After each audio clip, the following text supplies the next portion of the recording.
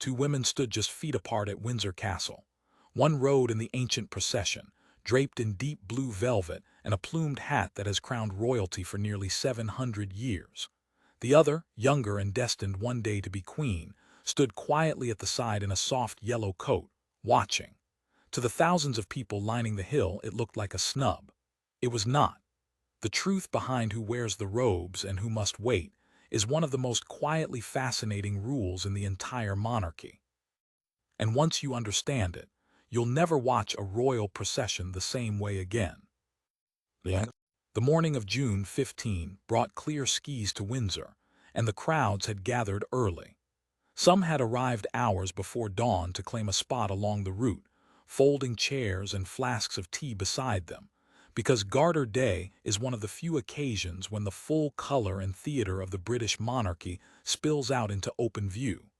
This is not a manufactured spectacle for television. It is a ceremony older than the country's parliament, older than most of the castles still standing across Europe, and the people who come to watch understand they are seeing something rare. At the center of it all walked King Charles, sovereign of the order, leading the knights and ladies in their sweeping robes toward St. George's Chapel. Beside him, in her own blue velvet mantle and feathered hat, was Queen Camilla. She wore the Order of the Garter's robes and plumed hat, taking part in the ceremony as a royal lady of the Garter in her own right. She did not walk as the king's wife. She walked as a full member of the order, entitled to be there by her own standing. The royal observer. A short distance away, the picture was different. The Princess of Wales, Kate, watched the procession in a butter-yellow coat dress and matching hat, standing alongside Sophie, the Duchess of Edinburgh. She smiled, she applauded, she looked every inch the future queen.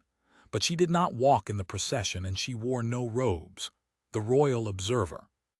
For many watching at home, this was the moment that raised eyebrows. Here was the woman the nation adores, the one being gently prepared for the throne, and yet she stood on the outside looking in while the king's wife rode past in ceremonial glory. It seemed on the surface like a message, a ranking, a quiet placing of one woman above the other. But the surface, in royal life, almost never tells the real story.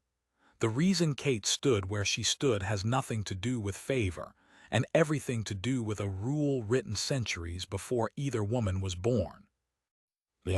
To understand why Camilla wore those robes, you have to go back to a decision made by a dying queen. The Order of the Garter is not something you inherit by marriage, and it is not handed out to fill a seat. Appointments are made at the sovereign's sole discretion, usually in recognition of national service, service to the crown, or distinguished personal service to the monarch. In other words, someone must choose you personally, and that someone must be the reigning king or queen. It is one of the last truly personal gifts the crown can give. Wikipedia. Camilla received that gift from Queen Elizabeth II. The late queen appointed her a Royal Lady of the Garter in 2022, and it was among the final honors Elizabeth conferred before her death that same year. The timing matters. This was not a routine formality buried in a long reign. It came near the very end, at a moment when the queen was carefully arranging the future of the monarchy she had guarded for 70 years. The royal observer. And it was not the only signal she sent. Unlike the queen's consort before her, Camilla was named a Royal Lady of the Garter by her mother-in-law while she was still the Duchess of Cornwall, before she was queen, before Charles had even come to the throne. The late queen was, in her quiet and deliberate way, telling the country something, that she trusted this woman and that she wanted her recognized in her own right. Wikipedia. So when Camilla rode through Windsor in her blue velvet robes, she was not borrowing the moment from her husband. She was wearing the personal endorsement of the woman millions still mourn, a seal of approval handed down at the close of a historic reign. Every fold of that mantle carried the weight of Elizabeth's final wishes.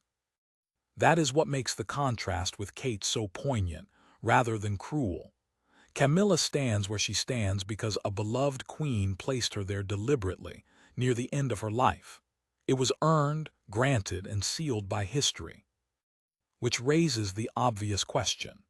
If the order can be given to a king's wife before she even becomes queen, then why, after years of devoted service, after facing illness with grace, after becoming one of the most admired figures in the country, has Kate not been given her robes too? The answer is more tender than most people expect. Kate's place at the sidelines was never a punishment. It was, in the strange arithmetic of royal tradition, simply a matter of numbers and timing. Membership of the order is strictly limited to the sovereign, the Prince of Wales, and no more than 24 living companions at any one time. There is no expanding the circle to make room. A place opens only when one is created, and each one is filled with great deliberation. This year, King Charles made 3 new appointments, bringing the total to 23 out of the maximum 24. Wikipedia, the Royal Observer. That left one seat empty. And here is the detail that surprises people. Kate could have been named the 24th. But as the future queen consort, she may not be seen as needing an immediate appointment, with William likely to have the option to grant her the honor himself once he becomes king. The Royal Observer. Read that carefully because it changes everything. The empty seat was not a door closed on Kate. It was, in a sense, a door being held open, held for a more meaningful moment still to come. There was also gentleness in the timing. Kate was diagnosed with cancer in February 2024, announced she was in remission a year later, and has since been easing gradually back into royal duties, including her first overseas trip in that time to Italy. After a year like that, no one was rushing her into ceremonial robes and hours-long processions. Her steady, careful return has been treated by the family as something to protect, not to test.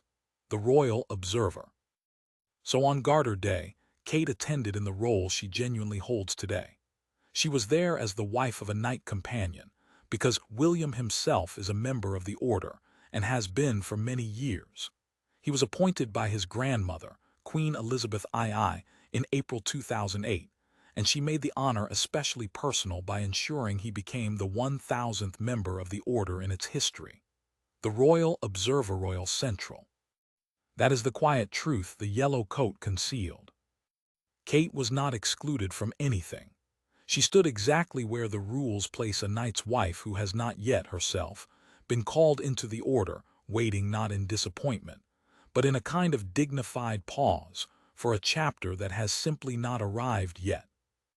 And the shape of that future chapter tells us something about the monarchy to come. There is a lesson folded into that Windsor procession, and it is one the royal family has understood for centuries. Patience is not the same as being passed over. Everything about Kate's position points not backward but forward. The empty 24th seat, the honor deliberately left ungranted, the gentle protection of her health, all of it gestures toward a future in which William sits on the throne and can bestow the Garter on his wife himself.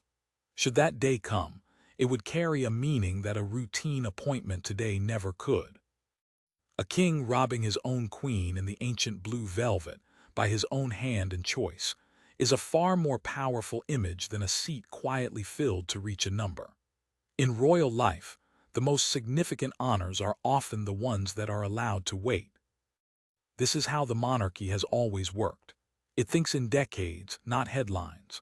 What looks in a single photograph like a slight is, more often, a careful placing of pieces on a very long board. Camilla's robes were the fulfillment of a promise made by a dying queen. Kate's yellow coat was the opening of a promise not yet kept. Both women were exactly where tradition, service, and timing had placed them, and neither position diminished the other. For the crowds who lined the hill at Windsor that morning, the procession offered the pageantry they had come for. The plumes, the velvet, the swords, the slow and stately walk toward St. George's Chapel, where the knights and ladies would gather for a service unchanged in its spirit for nearly 700 years. But for those who understood what they were watching, there was something deeper on display. They were seeing the monarchy manage its own continuity in real time, honoring the wishes of the queen who had passed, while quietly preparing the ground for the reign still to come. So the next time a royal procession fills a screen and one figure walks while another watches, it is worth remembering what Garter Day 2026 revealed. The robes are never simply about the day. They are about who has been chosen by whom, and when the right moment has truly come. Camilla had reached hers.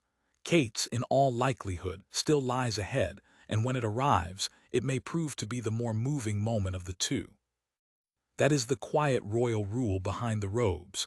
Not exclusion, not rivalry, just the patient, deliberate machinery of a crown that always has one eye on the future.